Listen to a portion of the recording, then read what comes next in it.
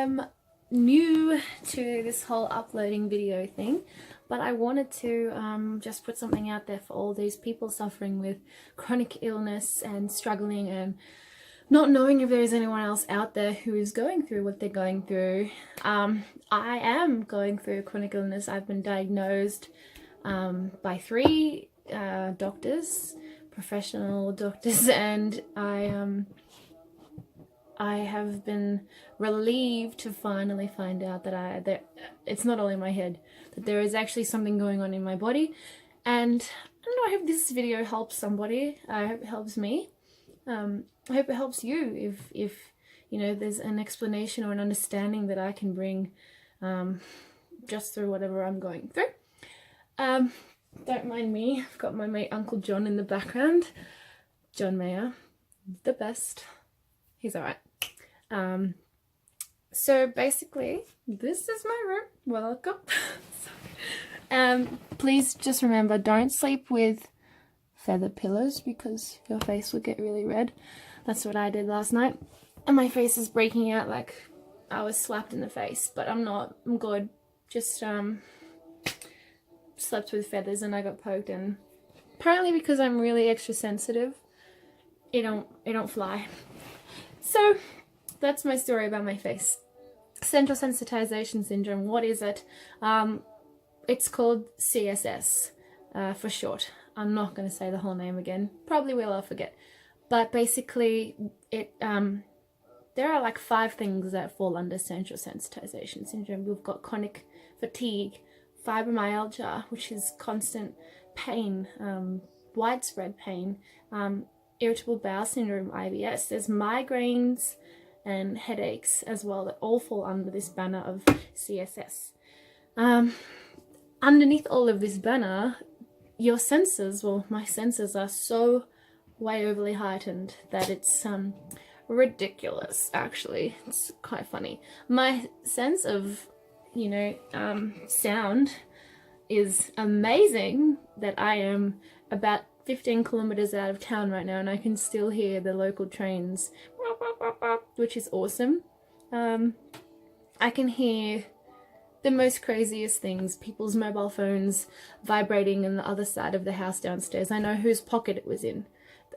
There's 5 people that live in my house, so it's very it's very annoying at times, but also I'm a singer, so it's got its benefits. I hear music incredibly, I hear pitch, I hear sound incredibly. It's one of my joys, so I don't take for granted that I can that I have this oversensitive sense of sound, because it makes music sound amazing and I love that. Sight, gosh, I love to put the fact that I have 20/20 vision because I'm awesome, but no, nervous system's a little bit out of whack, and hey ho, my senses are way crazy, which means unfortunately light is super bright all of the time. I just get used to it, but I don't know, the same thing for you could be different if you've got CSS or if you've got a high sensitivity to light, or yeah, it kind of hurts. It's not good sometimes. So yeah, I'm doing all right with these little lights here. I have been up all day, so I've been I guess eased into it, but yeah, sometimes light can get way too bright for me. Sound, smell, yeah, I can smell the most interesting smells. Sometimes it's awesome, sometimes not so awesome, but yeah, it's good for cooking because you can kind of like, I can open milk and I'm like, that's off, that's all right, we can use that. I like to say that's a good thing. What else do I have? So basically, it doesn't matter how much sleep I get, I still feel tired. It doesn't matter how much rest I get, my body still feels so sore. Not necessarily fibromyalgia. A lot of people think that, you know, oh, you drop chronic illness and you're like, oh, chronic pain, oh, you've got fibromyalgia, because that's the most, I guess, well-known pain in the body sort of diagnosis. But it's not just fibromyalgia. It's a lot more than that. It's a lot more complicated than that. Not saying that it's worse, and I'm not saying that whatever someone who has fibromyalgia is going through is not as bad. No way. Like that would totally suck. I'm just saying it's different. And there's things that come with CSS that are just kind of like bang you on the head all the time. So what else do I need to tell you? A lot of the times you hear that it's like, oh, it's comorbid with depression and anxiety, and oh, you're okay, like, you know, you should be seeing someone. I'm doing okay. I think I've got the mental health sort of side of things like down pat, which is good. I've got a lot of support. My fam, my boyfriend, my church family, everybody who knows about this illness that I have been super supportive and just always there for me, always on the phone, always texting, saying, are you okay? Thinking of you. Do you need anything today? Family just basically don't let me do anything.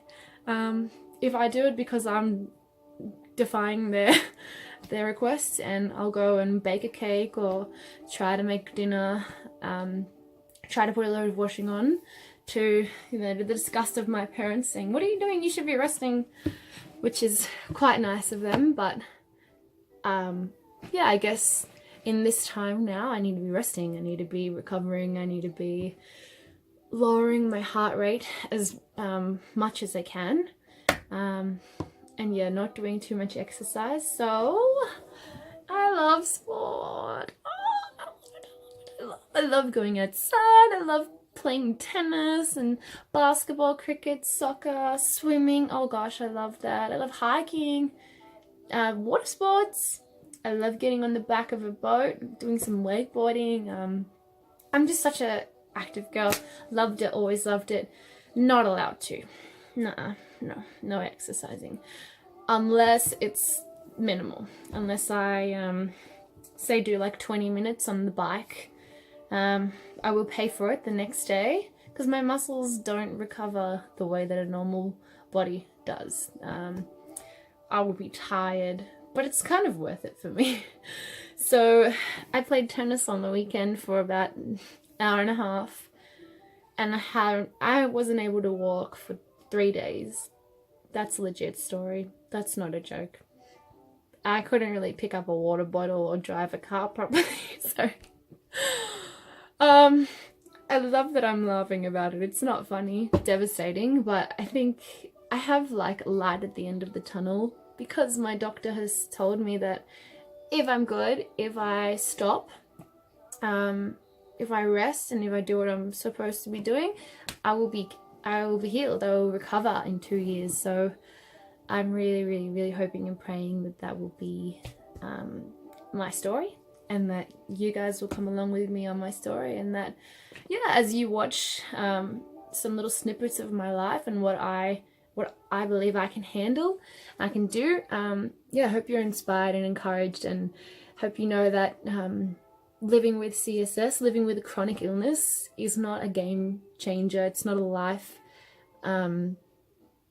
it shouldn't be a life ruiner, but it's actually just something that you got to change your perspective a little bit, tweak your daily routine, tweak your mindset on what you're now able to do. You know, the old you isn't there at the moment, but like look forward to what you can do, and just takes a little bit more forward planning. But I'm still as happy as I was before I got this diagnosis, and yeah, I'm just kind of taking it every day as it comes and rolling with the punches.